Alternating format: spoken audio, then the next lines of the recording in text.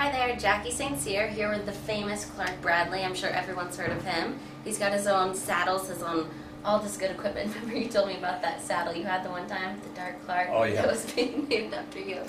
He's an instructor here at the University of Findlay. He's greatly changed my view on horseback riding and horse training and all that good stuff, and I'm thankful for that. Tell us a little bit about what you do here. I'm one of the instructors, of course. I'm one of the assistant instructors of the freshman class, and then Mary Scheffler and I also teach a senior class. Okay. So what do you do in the senior class different than the freshman class? Well, obviously it's more advanced. You know, the freshman class, we cover all the basics. I'd say basics, everything from horsemanship, showmanship, to lunging. Just learning how to control a horse, like teaching bending, counter bending, moving the horse's shoulders, moving hips, taking leads, doing patterns, working on trail, a lot on collection, and we do a lot of just like pattern work, just getting them to get more control of the horse. As a senior, all the seniors have 3 or 4 horses that they ride.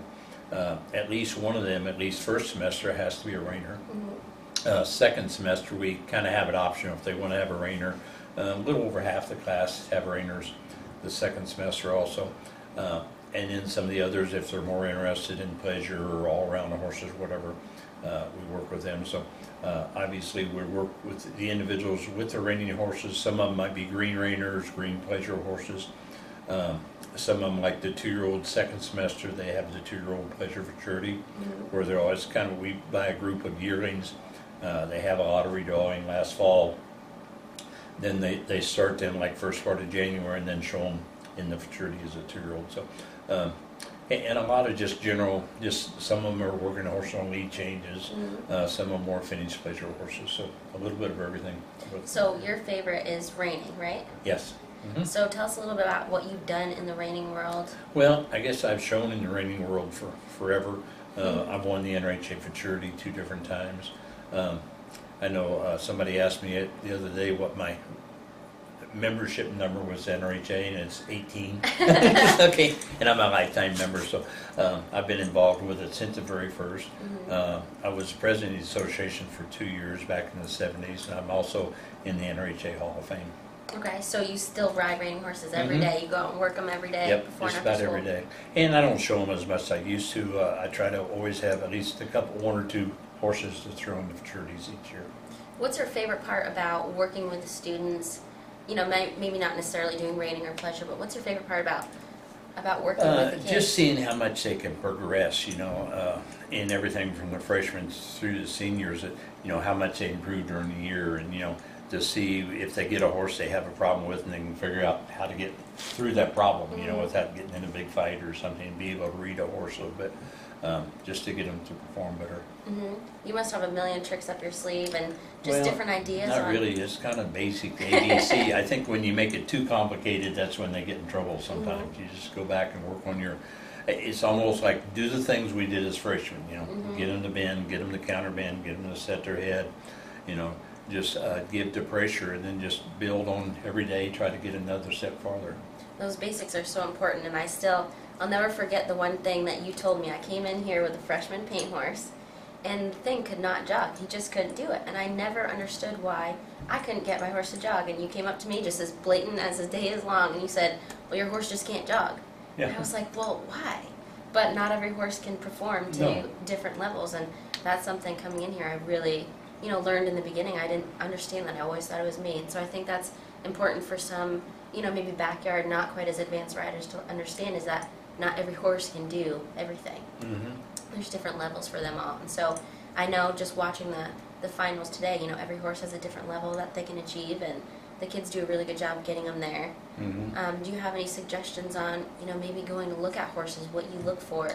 Well, I think number one, obviously, depending on what level you want to do, showing, riding, or whatever, but the biggest thing, a horse has to have a good mind, you know, otherwise be quiet and be trainable, otherwise. And trainable means if you show him that, it doesn't mean you force him, but if you use the techniques to teach him to do a maneuver, anything from, you know, how to give his head laterally left to right, or move his hip over, moving his shoulders, you know, the horse wants to understand, like they want to be your friend. You know, that doesn't mean you're shoving their nose in your pocket, but otherwise they accept correction, and the correction isn't hard, but otherwise they want to be good, Exactly. Like they get a little better every day.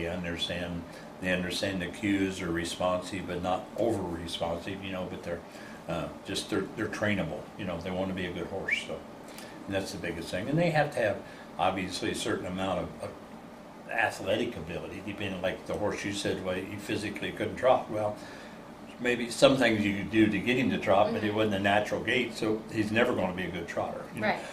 So you have to have a horse that's a good mover, and again, depending on at what level do you want a just horse to trail ride, or go right around on weekends, or do you want a horse to be competitive in the show ring? So you have to understand what your horse's physical limitations are, and then go to how trainable is he. Like, can you teach him to do certain maneuvers and everything? It's just like for a pleasure horse, you want a horse that naturally can go reasonably slow and be collected. Otherwise, if you have to make it, it's not going to work. It's not going to be as pretty. And a reining horse the same way. They have to be, let's say they're quick-footed. They have to be able to turn around somewhat effortlessly. Okay, and you teach them the step, and they're all awkward at first, but some of them it's easy for. In the same way, especially a reining horse, they have to be able to stop, which is physically the ability to just grab their butt, underneath them. Right. And also, I guess, the mental desire, they want to stop, like they try to stop. So it kind of takes a combination of the two. They want to, they really desire to stop, and it's physically easy for them.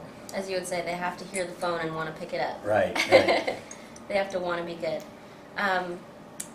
Let's see, as far as reining horses and pleasure horses, you just talked a little bit about that. What do you think the biggest difference is in the mind? Should they have the same mindset? Pretty well the same mindset. Obviously, you maybe want a pleasure horse just a little bit on the lazy side, like they want to go slow, because you got a man make them go slow. It's never really solid. But a reining horse the same way. Way back when, I was 20, well, the horses you showed in reinings are ones that wouldn't make any pleasure. Right. But now, you've got, and a reining horse has got to be, they have to be very, very trainable, but they have to be basically quiet too. If you've got one that's really hot and, he comes out of the stall high every day, sometimes they'll make a reining horse, but the really good ones still want to be quiet. I mean, they'll go when you say go. They're able to run, and use some speed, but they basically, they want to be quiet and, not really lazy, but they're willing to be quiet. Like if they understand, they're willing to go reasonably slow still. So. Do you come out with a routine pretty much every day, or is it always different? It's a little bit depending on the horse. If I've been riding a horse that's only ridden 3 months, I expect different things than I do a horse that's been ridden 6 months or a year or 2 years or whatever. And I have a certain, I always kind of set my goals with today I'm going to work on this and that. But then I kind of ride by the seat of my pants. If I've had it might be a reining horse, I really want to work on these stops today. But if I'm having a lot of trouble in these circles, I might not stop today. I might just work on the circles, So I ride a little bit by the seat of my pants. Like, is there a weak place? Work on your weak points. And you can't solve everything every day, but try to make those parts work. You can't, just like a reining horse, I can't work on going large, fast circle, lead changes, turnarounds, sliding stops, rollbacks all the same day. I'll do maybe 5 minutes of each, but just concentrate on there, and depending on what level he is. I do see that a lot. I think people tend to get in routines in their training and in their riding. So I think it's good to see that people break out of their shells and go in with a goal, but if something happens to come up, then you can change it. You have to. And I have the standard things, like on my reining horses, I have 2 3-year-olds I'm riding around, and I kind of have a routine I do with them every day, but it might vary. Like if I'm having trouble with circles, I might just work on circles today, or if and I try to do a little bit like lead changes every day, a little bit on turnarounds, but certain days I might spend more time on turnarounds, or really work on the lead changes or parts of the lead changes as far as moving shoulders, moving hips, lead departures. So I have a plan before I ride that horse what I'm going to do, and it's maybe somewhat the same as what they did yesterday, but I'll change it if I see I have a problem. So one question I know all our viewers are really want to know: how much bull riding did you do as a kid? I did some when I was like 14, 15, and we even had a little buck and shoot, and we used to buck it, not bulls, we had a dairy farmer, my parents did at the time. We used to ride the yearling heifers and that. And I was pretty good. And I really, there was another boy that was like 2-3 years older than I was, and he was pretty good. But I was as good or better than him. Like I could ride pretty good ones. And a couple times a week we'd put them in the chute and buck them out. And they'd buck pretty good. And I really wanted to go, and he was going, there's a little rodeo, he was going to go get in the bull riding. And I was determined I was going to go. So I asked my dad if I could go, and he didn't tell me I couldn't go.